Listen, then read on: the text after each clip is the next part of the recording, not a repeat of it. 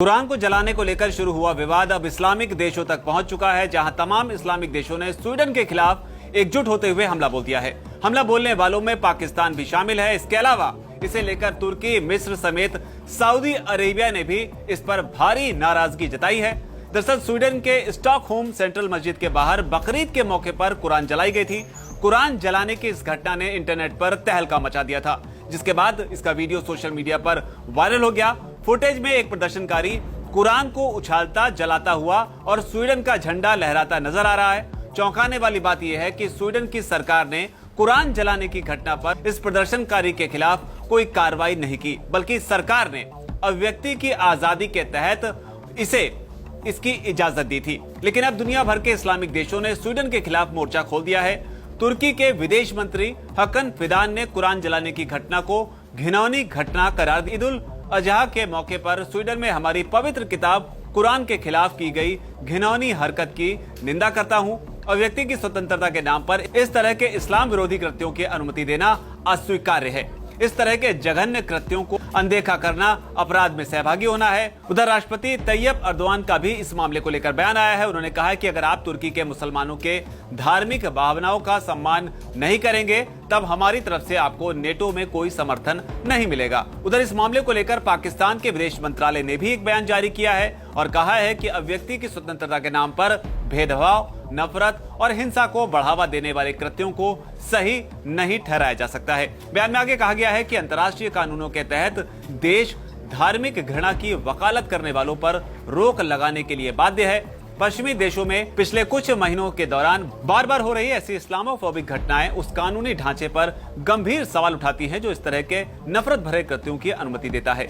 हम इस बात को फिर से दोहरा रहे हैं कि अभिव्यक्ति की स्वतंत्रता का अधिकार नफरत को बढ़ावा देने और अंतर धार्मिक सद्भाव को नुकसान पहुंचाने का लाइसेंस नहीं देता है। पाकिस्तानी विदेश मंत्रालय ने अंतर्राष्ट्रीय समुदाय और सभी देशों की सरकारों से इस्लामोफोबिया और मुस्लिम विरोधी नफरत की बढ़ती घटनाओं को रोकने के लिए विश्वसनीय और ठोस उपाय करने की अपील की है। कुरान जलाने की घटना से आहत होकर उधर मोरक्को का भी बयान आया है। मोरक्को ने स्वीडन के राजनयिक को तलब किया है और अपना विरोध दर्ज करवाया है। कुरान जलाए जाने की घटना के विरोध में मोरक्को ने स्वीडन से अपने राजदूत को अनिश्चित काल के लिए वापस बुला लिया है। विवाद को लेकर ईरान ने कहा है कि ईरान की सरकार और यहाँ के लोग इस तरह के अपमान को बर्दाश्त नहीं कर सकते हैं और इसकी कड़ी निंदा करते हैं। उन्होंने आगे कहा है कि हम स्वीडन की सरकार से अपेक्षा करते हैं कि वो बार बार किए जा रहे पवित्र किताब के अपमान पर जवाबदेही तय करेगी। इसके अलावा कुरान जलाए जाने की वजह से इस्लामिक देश सऊदी अरब भी काफी नाराज है। सऊदी ने इस घटना पर कड़ी आपत्ति जताई है। सऊदी के विदेश मंत्रालय ने कहा है कि इस तरह के घृणित कृत्यों को स्वीकार नहीं किया जा सकता है।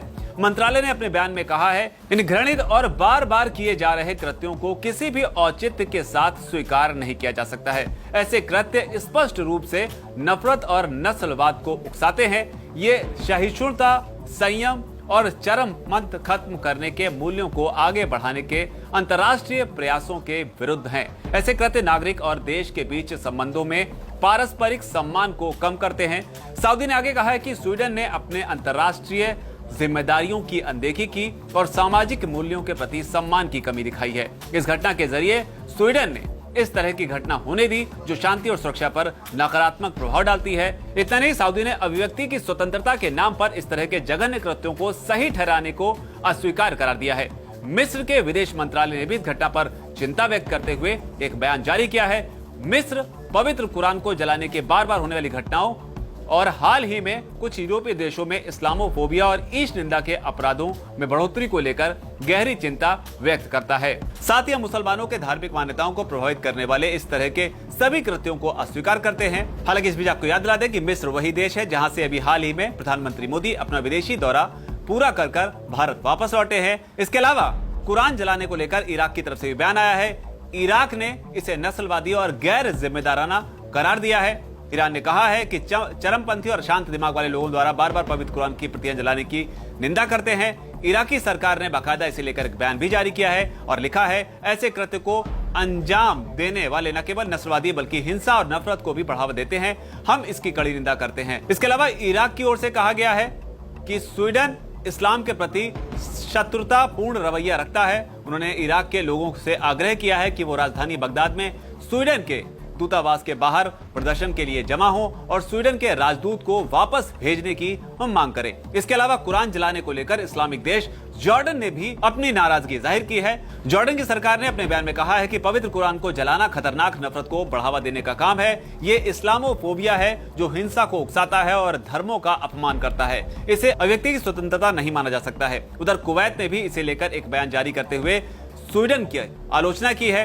कुवैत ने लिखा है कि यह खतरनाक उत्तेजक कदम है जो दुनिया भर के मुसलमानों की भावनाओं को भड़काता है। इसके अलावा यमन भी कुरान को जलाने की वजह से भयानक गुस्से में है। यमन ने भी इस घटना की कड़ी निंदा की। यमन के विदेश मंत्रालय ने एक बयान में कहा है कि सरकार ने इस घटना को चरमपंथी लोगों द्वारा इस्लाम के पवित्र पर्व पर जानबूझकर दुनिया भर के मुसलमानों की भावनाओं को भड़काने वाला कृत्य कहकर इसे खारिज किया है। मंत्रालय ने आह्वान किया है कि बार बार होने वाले इस तरह के दुर्व्यवहार को समाप्त किया जाना चाहिए। इसके अलावा सीरियाई सरकार भी इस घटना से काफी नाराज है। सीरिया की तरफ से कहा गया है कि स्वीडन अधिकारियों की अनुमति पर एक चरमपंथी ने मुसलमानों के लिए पवित्र दिन पर एक अपमानजनक काम किया, जिसकी हम निंदा करते हैं। इसके अलावा इस मामले को लेकर फिलिस्तीन, इस्लामिक देशों के संगठन OIC, मुस्लिम वर्ल्ड लीग ने भी इसकी कड़ी निंदा की है। लेकिन गौर करने वाली बात यह भी है कि घटना ऐसे वक्त में घटी है जब हाल ही में इलाहाबाद हाईकोर्ट ने फिल्म आदि पुरुष का जिक्र करते हुए कहा था कि मान लीजिए कि अगर आप कुरान पर एक छोटी सी डॉक्यूमेंट्री भी बना दें जिसमें गलत चीजों का चित्रण हो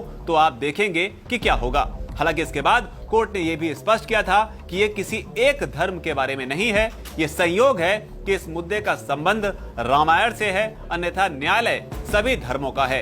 लेकिन अब आप में से कई लोगों के मन में यह सवाल भी होगा कि आखिर जिस शख्स ने कुरान को जलाया है वो है कौन। तो आपको बता दें कि कुरान जलाने वाले शख्स का नाम सलमान मोमिका है, जो सालों पहले इराक से भागकर स्वीडन आ गया था। स्वीडन के अधिकारियों से कुरान को लेकर विरोध प्रदर्शन करने की अनुमति मिलने के बाद मोमिका ने कुरान जलाने के काम को अंजाम दिया, जिसके बाद कुरान जलाने की इस घटना ने दुनिया भर में हड़कंप मचा दिया है। और खास तौर पर जितने भी इस्लामिक देश हैं वो अब एक सुर में, एक आवाज में इस घटना की निंदा कर रहे हैं। इस पूरे प्रकरण को आप किस तरीके से देखते हैं, आपके इस पर क्या राय है, नीचे अगर कमेंट सेक्शन में उसे आप जरूर लिखें। धन्यवाद।